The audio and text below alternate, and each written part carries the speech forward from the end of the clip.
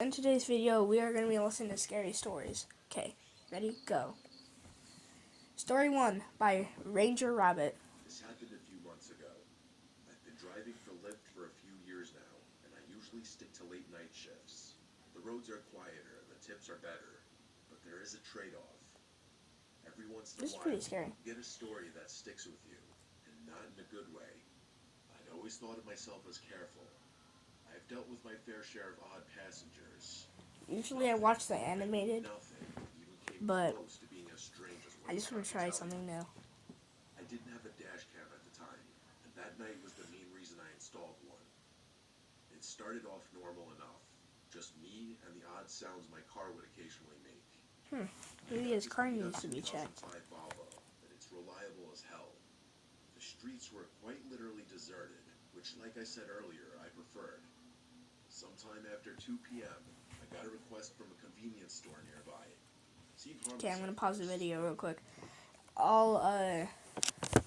You guys should check out the channel named Mr. Nightmare. This is where I'm listening to the story from. All credit goes to him. For some reason, I got this weird feeling in my gut about it. You ever get that feeling like something's off, but you can't explain why? I do. That's exactly Comment what down hit me below as if you I drove do. up. Before I even saw the guy, I figured out why I was getting that gut feeling. The convenience store I was pulling up to was closed. All the lights were off, and there was not a single car in the lot. As I pulled closer, I saw him. I made sure to drive pretty slowly so I could get a good look at him. He was pacing outside the store, wearing this ratty hoodie that looked like it hadn't seen a washing machine in years. I'm not kidding about that. There was literally a hole in the sleeve. He sounds like he needs some clothes. He couldn't stand still, and he kept glancing over his shoulder like he thought someone was after him. If I had to guess, he was on something. I probably should have just canceled the ride and driven away. That doesn't sound good. I finger over the cancel button, but I didn't for whatever reason. I unlocked the doors, and he slid into the back seat without a word. I regretted my decision the moment I took my foot off the brake. Oh my. Most people either scroll on their phones or stare out the window, but not him. He just sat there, staring at me through the rear I think mirror, he's an Uber. not blinking, not looking away, just staring directly at me. I tried not to stare back, but I couldn't help but catch his eye a couple of times. He looked kind of angry, which was also pretty unsettling. I tried to ignore him and turned on the radio to break the silence. I don't even remember which station I clicked on. The moment the music started playing. Okay, guys. So basically, my goal is to get 50 subscribers by the end of the year. Hopefully, we can do that because that would be amazing. And plus, I would be able to live stream too. So that's pretty cool. Anyways, back to the video. He snapped at me to turn it off. His voice was deep and a little raspy, and I could tell he was a smoker right away. Oh That kind of gosh. caught me off guard, and I jerked the steering wheel a little bit. I resisted the urge to look at him in the mirror and just did as he said, gripping the wheel a little tighter. I didn't say anything. We drove in silence for a while. I thought maybe he'd just sit there quietly until we got to a stop. That's what I was hoping for, at least. But then he spoke. I remember the conversation like it was yesterday. He asked me if I ever picked up someone I shouldn't have. That question hit me like a brick. He let out this awkward laugh and said, "Well, I hope not." I was trying to keep it light, but he didn't react. He just leaned back and muttered something to himself that I couldn't hear. And he started going on about how he used to be an Uber driver, and he quit because some punk stole some stuff from his car. He was slurring his words a bit, so I couldn't make out everything he said. I got the gist of the story for the most part. I looked in the mirror once or twice while he was telling me the story, and I realized he was smiling the whole time, which was incredibly That sounds unsettling. freaky. A normal person wouldn't smile talking about something like that. He concluded his story by saying, "It's funny how much trust you put in someone sitting right behind you." That My comment God. was what did it for me. I started thinking about him as more of a threat than just a crazy drug addict. Unfortunately, there wasn't much I could do about it. I felt my pulse speed up. I kept my eyes on the road, but my mind was spinning. That's something you don't want to say when you're in an Uber. Focusing on the destination like it was some kind of lifeline. But the guy Probably did just not kick you know when out. to stop talking. He kept babbling about nonsense. some of it concerning and some of it just gibberish. I honestly couldn't keep up. Eventually, he started apologizing to someone, although I don't think it was me. He began insinuating that he had just done something awful and that he was a bad person. He kept saying, I didn't mean it, repeatedly, What followed by the? a few frantic, I'm sorry's. I didn't respond, worried that he'd do something if I did. I didn't know what he'd done or what he was capable of, but I wasn't about to find out. I don't think he wants to know that. Only a few minutes from his stop, when he snapped out of his muttering haze and yelled at me that I had missed the turn. I didn't miss it. The GPS clearly showed we were on track, but I slammed on the brakes anyway, mostly out of fear. He demanded that I pull over, so that's what I did. My hands were shaking at that point. I just wanted the nightmare to be over. As soon as I shifted into park, headlights appeared behind us. It was a police car. I said a silent Oh, thank prayer goodness. as it crept down the road, its spotlight briefly sweeping over my car. The guy in my back seat slouched down like he was trying to stay out of sight. I turned my head and saw him lying almost perfectly flat on my back seat with his eyes closed. I whipped my head back around before he saw me, trying to keep my breathing steady. He stayed in that position for a really uncomfortable amount of time. I wanted to ask him to leave, but decided against it. Eventually, he lifted his head and told me I had gotten lucky. Before I had a chance to do anything, he opened my car door and disappeared. I ended up calling my shift short after that. I was shaken up and didn't feel like driving around anymore. It wasn't until a few weeks later that I came across something on my phone that proved how dangerous of a situation I had been in. According to a news article, a convenience store had been robbed on the night I picked up that passenger. It was 2 blocks from where I had picked that guy up. It makes me sick. I was inches away from a dangerous criminal who could have harmed me if he had chosen to. I'm a little scared to contact Okay, me personally, after he said all that stuff, I would have just kicked him out already. Like, why would you just leave him in that car? I feel like it's dangerous. about this. I try to avoid law enforcement for various personal reasons I won't get into. I'm not really sure if my report would even help. Either way, I'm much more cautious about who I let in my car. Thank you for watching this video. But wait, there's more? Story 2 by MC.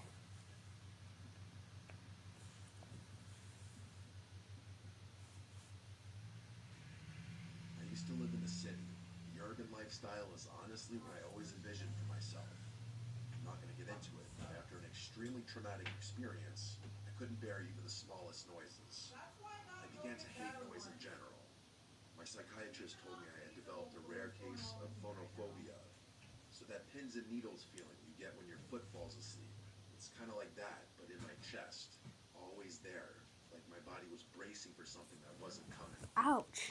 Every car horn or slamming door felt like a jolt straight to my nerves. I couldn't keep living like that. About 3 years ago, I found a cabin buried deep in the Pacific Northwest. I don't want to say exactly where it was for reasons you'll soon understand, but all I'll say is that it was somewhere in Oregon. It seemed perfect. Very few neighbors, no traffic, barely any cell towers. What really sold me on it, though, is the lack of noise. It was just me and the peace and quiet. For the first time in months, I thought I might actually feel safe. The cabin itself was small but cozy. To be fair, it was exactly what the listing had promised. You could tell it had been built to last, with thick wooden beams and a sturdy stone fireplace. It smelled like pine and old books when I first walked in. You know, that kind of earthy scent that's almost comforting. Think like one of those old cabin-style bed and breakfasts, for any of you who have gone skiing before. The nearest neighbor... I haven't, but I want to. Down a narrow dirt path. I didn't meet her right away, though. For the first few days, I just soaked in the silence. I'd wake up to the sound of birds instead of sirens, and at night, the only thing I heard was the wind brushing through the trees. It was like the whole world had pressed pause, and I could finally breathe again. Sweet. I did all my work from my laptop, so there really was no need for me to connect with the outside world beyond that. About a week after I moved in, there was a knock at the door. The cabin obviously had no doorbell, so those knocks were something I'd have to get used to. I opened the door, expecting it to be my neighbor, and it was. It was a moderately old woman carrying a basket of preserves like she just stepped out of a Hallmark movie. She introduced herself as Michelle and told We need you to call. Just get the sound. I don't have YouTube Premium. 10 minutes down the trail, which didn't sound far at all until you factored in how dense the woods were. I mean, you could get turned around in there just looking for firewood. She was in her late 60s with oddly long gray hair and these piercing blue eyes that made you feel like she could see right through you.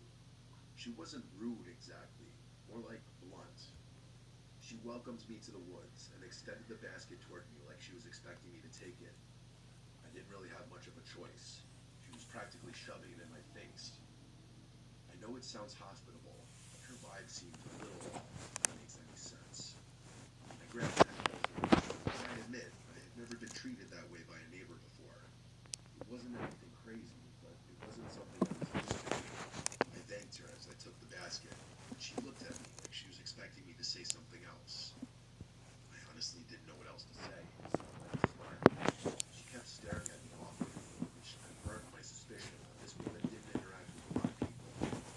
Eventually, she spoke. She said, these were her exact words, which I'll never forget. Please keep your lanterns full, your windows shut tight. Why would you say that? It honestly sounded more like a warning than advice. Really? I smiled and turned to go back inside. After shutting the door, I stood there in silence, waiting to hear her footsteps walk away. She didn't walk away for a good 45 seconds, which was probably the strangest part about the whole interaction. Despite the weird vibe, I did appreciate her kindness. She seemed reclusive, but not unfriendly. The kind of person who'd help you if you asked, but wouldn't go out of her way to pry. I told myself it was nice to know someone was close by, even if I didn't plan on meeting her. I didn't even bother looking in the basket. I just set it down in the living room and forgot about it. There was a thunderstorm that night, which is extremely rare for Oregon, but it does happen. I lit a few candles and curled up on the couch with a book, trying to ignore the fact that the power was flickering every few minutes. Some of you might find that kind of isolation scary, but I actually loved it. For some reason, my brain wasn't freaked out by the natural sounds of the thunderstorm. It was actually that specific storm which gave me that realization. I listened intently to everything outside, and it was, dare I say, soothing.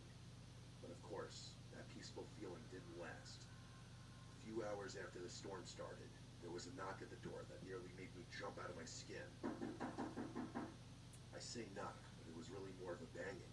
It Dang. was loud and definitely not natural. That person Like probably whoever knocked it was really hard. didn't care that it was pouring outside. My heart started Who would pounding, be there? and I began to feel that god-awful At that tingly moment. sensation in my chest. After hesitating for a few seconds, I grabbed a flashlight and got up to check who it was. I looked through the little glass window pane next to the door. It was Michelle, soaked to the bone and clutching a flashlight. I opened the door, and she spoke before I even had a chance to greet her. She blurted out that she saw someone near my woodpile and that I should know about it. I was beyond confused, but her words were incredibly concerning, and that took precedence. That's not good. I stepped out onto the porch, shining my flashlight into the rain, but I couldn't see anything but trees. I asked her if she was sure, and she nodded. Her eyes kept darting to the woods like she was expecting someone to emerge from it any second. The whole thing was pretty freaky. I kept looking around, but there wasn't much I could make out between the darkness and the chaos of the storm. Before I could say anything else, she told me to be careful and began walking away without waiting for a response. Oh no. I watched her Back head into back down bed. the path toward her cabin, clearly unfazed by the pouring rain. I stood there until the glow of the flashlight disappeared out of sight, and then I went back inside. The literal second I shut the door, I realized her story was riddled with holes. How could she have seen someone near my woodpile if her house was 10 minutes away? She must have been on my property to begin with.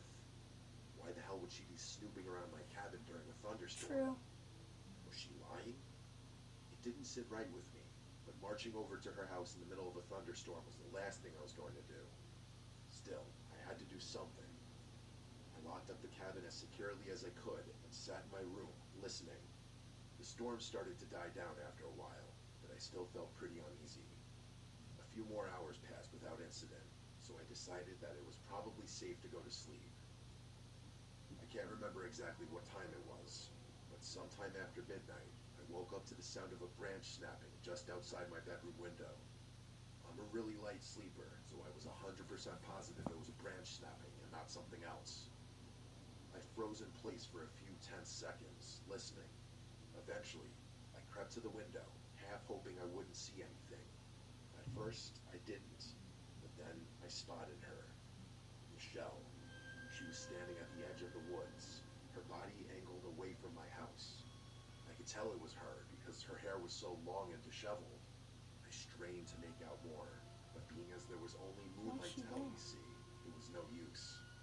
I saw her beginning to turn around, so I ducked beneath the window before she could catch me looking at her. I stayed crouched there for what felt like forever. When I finally mustered the courage to peek again, she was gone. I genuinely didn't know what to do.